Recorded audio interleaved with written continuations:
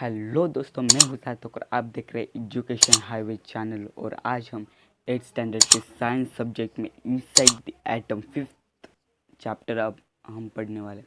सबसे पहला क्वेश्चन है, what is meant by matter.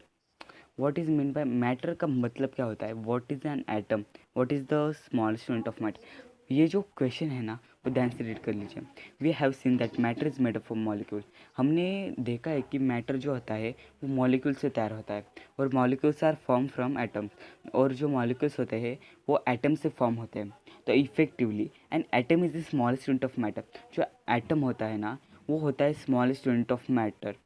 मतलब जो एटम है, एटम वो सबसे स्मॉलेस्ट यूनिट है मैटर का। Okay, and atom is the smallest particle of an element. और जो एटम है, okay, atom is the smallest particle of an element. जो एटम है स्मॉलेस्ट पार्टिकल, वो एलिमेंट का होता है which retains its chemical identity in all the physicals and chemical changes. उसका जो केमिकल एंड फिजिकल चेंजेस होते हैं वो रिटेन्स होते हैं। मतलब क्या होता है, तो वो बदलते रहते हैं। The table of 5.1 shows the names and the formula of some substances. Complete the table and putting tick marks in appropriate box to indicate the information of the smallest particle and the type of matter. तो होता क्या है तो इसमें दोस्तों, name of subject substance, sorry, water. Water का जो formula है वो है H2O, 2 hydrogen and 1 oxygen. Okay, is an atom. तो दोस्तों ये कंसिडर कर लीजिए कि एटम होता क्या है तो और मॉलिक्यूल होता क्या है। तो अगर आप ध्यान से सुनिए, H2O अगर दो एलिमेंट हो, H hydrogen and O oxygen अगर हो, तो वो होते हैं मॉलिक्यूल। ओके, ध्यान से सुनिए दोस्तों, अगर H एंड O दो हो फॉर्मूले में, अगर ये जो होता है ना, हाइड्रोजन 2 होता है, ऑक्सीजन 1 होता है, अगर ऐसा होना तो वो होता है मॉलिक्यूल। 2 या 3 कंपाउंड्स को मिलकर होता है मॉलिक्यूल होता है। तो ओके दोस्तों, ओके। उसके बाद है single type of atoms in the molecule, different types of atom. अब ये जो होता है, वो जो एटम है, उस एटम के अंदर जो मॉलिक्यूल है दोस्तों, मॉलिक्यूल वो सिंगल टाइप का है क्या डबल टाइप का। सिंगल टाइप क्या होता है तो हाइड्रोजन H2, हाइड्रोजन और ऑक्सीजन अलग अलग है, इसलिए वो डिफरेंट टाइप्स ऑफ एटम्स हुए। ओके, और टाइप्स ऑफ मैटर क्या है तो types of matter, elements and compound. Compound मैंने अभी आपको बताया था कि बहुत सारे एलिमेंट को मिलाकर कंपाउंड तैयार होता है। तो ये जो है ना दोस्तों, ये कंपाउंड है। ओके, आगे बढ़ते हैं। ऑक्सीजन, ऑक्सीजन O2, O2 में क्या होता है तो इज एन एटम और इज एन मॉलिक्यूल। तो दोस्तों आप ये स्टडी कर लीजिए कि ऑक्सीजन जो होता है वो एक मॉलिक्यूल है। वो मॉलिक्यूल कैसे, तो O2 लिखा है उधर, ध्यान से देखिए, O2 लिखा है। O2 का मतलब क्या होता है तो ऑक्सीजन के दो पार्ट, तो O एंड O दो हो गए, इसलिए वो मॉलिक्यूल हो गया। और single type of atoms in the molecule, तो ये हो गया सिंगल टाइप। सिंगल टाइप कैसे हुआ तो ऑक्सीजन O एंड O ये सेम ही है दोस्तों, ऑक्सीजन दोनों साइड में सेम है, बट O2 क्यों लिखा है तो वो कंसिडर करने के लिए O2 लिखा है, इसलिए वो हो गए सिंगल टाइप ऑफ एटम्स। और वो है एलिमेंट। एलिमेंट कैसे हुआ तो अगर एक हो तो एलिमेंट होता है, अगर दो हो तो कंपाउंड होता है, 2 या 3। ओके, ये हो गया। और तीसरा जो है helium, helium He is an atom and is an molecule. तो दोस्तों ध्यान से सुनिए, हीलियम ये एटम है।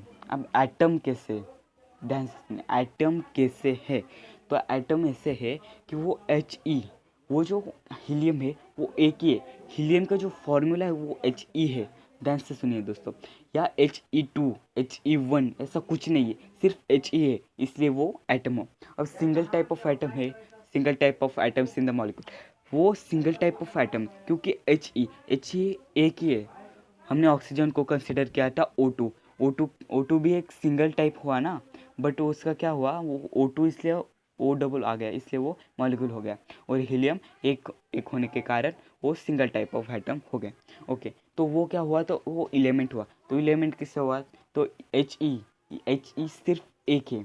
ओके, ध्यान से सुनिए दोस्तों, हीलियम एक ही है, He एक है, He2 नहीं है। He2 अगर होगा तो वो होगा कंपाउंड होगा। ओके, तो सिंपली या He है एलिमेंट। ओके, उसके बाद का जो चार्ट है वो आपको चैट बॉक्स में आपको देना है। मैं आपको नीचे मेरा व्हाट्सएप नंबर दूंगा फ्रेंड्स, उसमें आप अगर इंटरेस्टेड हो तो मैं एक ग्रुप बनाने वाला हूँ, उस ग्रुप में आप ज्वाइन हो जाइए और जो भी मैं आपको सिखाता हूँ वीडियो में तो वो आपको कंसिडर करना है, और जो मैंने होमवर्क दिया है वो आपको शेयर करना है फ्रेंड्स। वो होमवर्क मैं 100% यूट्यूब पर दिखाऊंगा, ओके, और आपका नाम भी लूँगा। तो ये हो गया आज का टाइप्स ऑफ सब्सटेंसेस का होमवर्क और चार्ट। तो आपने ये सुना होगा डाल्टन्स एटॉमिक थ्योरी। फ्रेंड्स ये जो है डू यू नो, ये अभी कुछ इतना खास नहीं होता, इसका जो मेन जो ये होता है, ठीक है बात नहीं मैं समझा देता हूँ। We have learned in the earlier standard that is the smallest of the most of the substance are molecules. हमने जो देखा है ना प्रीवियस स्टैंडर्ड्स में, तो उसमें क्या होता है, तो जो सब्सटेंस होते हैं वो ज़्यादातर मॉलिक्यूल्स होते हैं। The molecules of a few substance contain only an atom. तो मॉलिक्यूल्स होते हैं ना, वो फ्यू सब्सटेंस क्या करते हैं, तो वो ओनली कंटेन क्या करते हैं, तो वो एटम करते हैं। Molecules are form by chemical and combination of atoms. और मॉलिक्यूल्स कैसे तैयार होते हैं, तो chemical and combination of atoms, इनका जो जो होता है ना मिलाकर वो तैयार करते हैं मॉलिक्यूल्स। तो फ्रेंड्स ये ध्यान से सुनिए, मैं आपको दिखाता हूँ।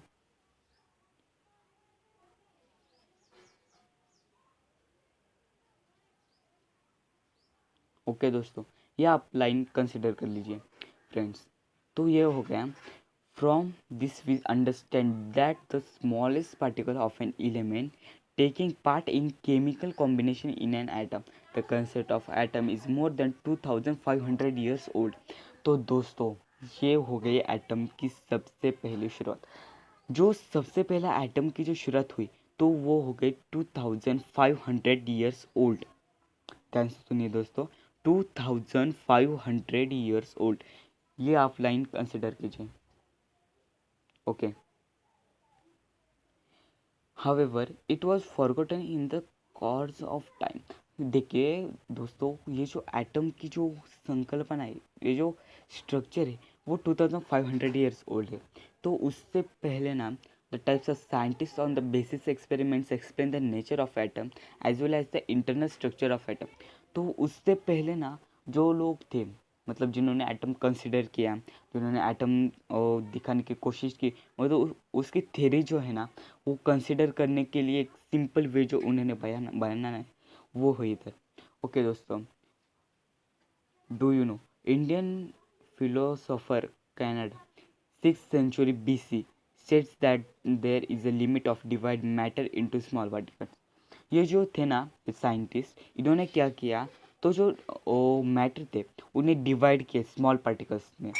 तो क्या हुआ, the individual particle that constitute matter were name by Kanad Muni as पारामुनि। तो उन्होंने क्या किया, उस पार्टिकल को नाम क्या दिया, तो पारामुनि, ओके, पारामाणु मुनि, ठीक है, एज पारामाणु, okay, meaning the smallest particle. उसका तो मीन है ना, मीनिंग उसका मीनिंग होता है तो smallest particles. He also state that पारामुनि is इंडस्ट्रिबल।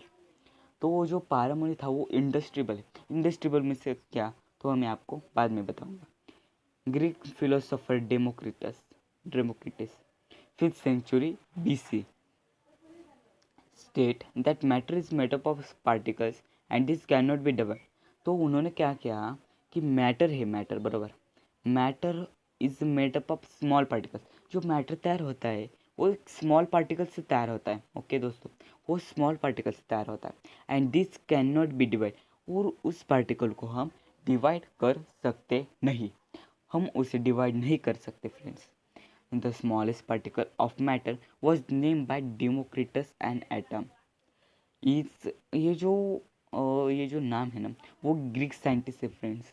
In Greek language atoms mean the one which can not be cut.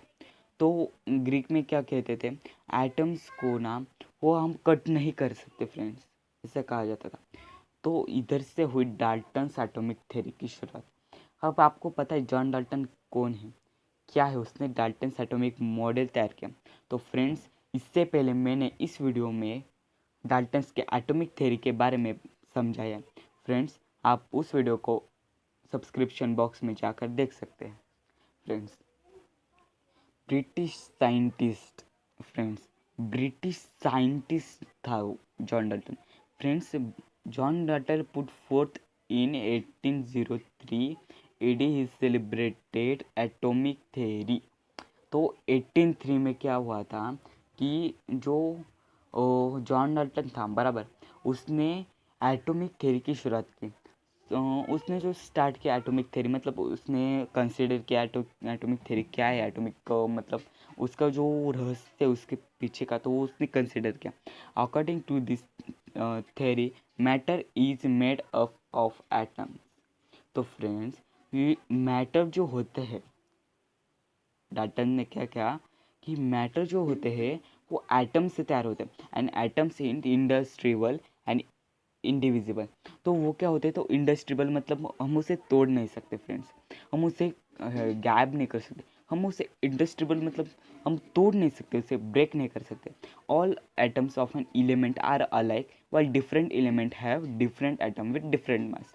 अगर एटम हो, वो एटम ऑफ एन एलिमेंट, अगर एक एलिमेंट हो, उस एलिमेंट का एटम हो, और एटम अगर डिफरेंट मास और डिफरेंट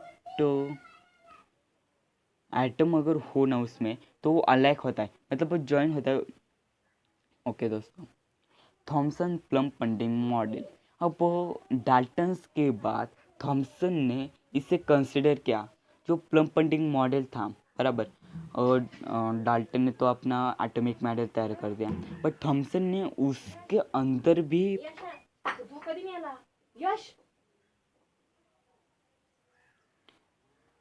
जो प्लम पंडिंग मॉडल था ना, वो उसने कैसे कंसिडर किया, तो मैं आपको बताता हूँ। उसने क्या किया, the plum pudding model of an atom put forth by Thomson in the year 1904। तो हमने देखा था जॉन डाल्टन ने 1803 में कंसिडर किया, और उसने 1904 मतलब 101 ईयर्स का जो स्ट्रक्चर था ईयर्स का, वो उसने पूरा ख़त्म कर दिया। और उसके बाद थॉमसन ने प्लम पंडिंग मॉडल, मतलब वो था क्या, वो हमें को समझाना पड़ेगा। Thomson in the year 1904 is the first model of atomic structure. According to this model, the positive charge is distributed throughout the atom and the negatively charged electrons are embedded in it. The distributed positive charge is balanced by the negative charge of the atom. Therefore, the atom becomes electrically neutral. तो friends, सबसे पहले जो हमारा atom है, atom में उसने क्या किया कि उसने कहा कि उसमें पॉजिटिव चार्ज और नेगेटिव चार्ज दोनों भी है। बट अब पॉजिटिव चार्ज जो होते हैं, positive charge okay, positive charge जो होते हैं वो 100% पॉजिटिव हो गए। बट जो निगेटिव चार्ज होते हैं, निगेटिव चार्ज मतलब कैसे कि माइनस चार्ज, मतलब माइनस में दे होता है, वो जो निगेटिव चार्ज होते हैं ना, तो वो क्या होते हैं, तो वो इलेक्ट्रिकली न्यूट्रल होते हैं। तो इलेक्ट्रिकली न्यूट्रल मतलब क्या, तो उसमें कोई भी फोर्स नहीं लगता। तो फ्रेंड्स, सिंपल बात है, अगर एटम हो, ओके, एटम अगर दोनों साइड से अपना फोर्स डिस्ट्रीब्यूट कर रहा है, मतलब प्लस से भी जा रहा है माइनस से भी जा रहा है, दोनों को डिस्ट्रीब्यूट करने के लिए जगह भी बहुत लगती है। तो वो जगह अगर कंसिडर नहीं ना हुई, तो वो एटम वो डिस्ट्रॉय हो सकता है। फ्रेंड्स, आप समझ रहे हैं कि प्लस और माइनस को अगर हम ज्वाइन कर दें, ओके दोस्तों, तो वो डिस्ट्रॉय होते। वैसे ही कहा कि अगर एटम के अंदर निगेटिव चार्ज, अगर negative charge and positive charge होगा और वो काम कर रहा होगा, तो वो डिस्ट्रॉय हो सकता है ना एटम। ओके, एटम की साइज जो होती है वो, मतलब वो दोस्तों स्पेसिफिक नसती, स्पेसिफिक उसकी साइज मतलब बताने के लिए तो होती नहीं, बट पर सब्सटेंस की, हर एक सब्सटेंस की जो साइज होती है वो अलग होती है फ्रेंड्स। वैसे ही उन्होंने कहा कि अगर इसमें प्लस और माइनस चार्ज होते तो वो डिस्ट्रॉय हो जाता, बट जो नेगेटिव चार्ज है वो इलेक्ट्रिकली न्यूट्रल आहे, मतलब वो जो चार्ज है इलेक्ट्रिकली न्यूट्रल है।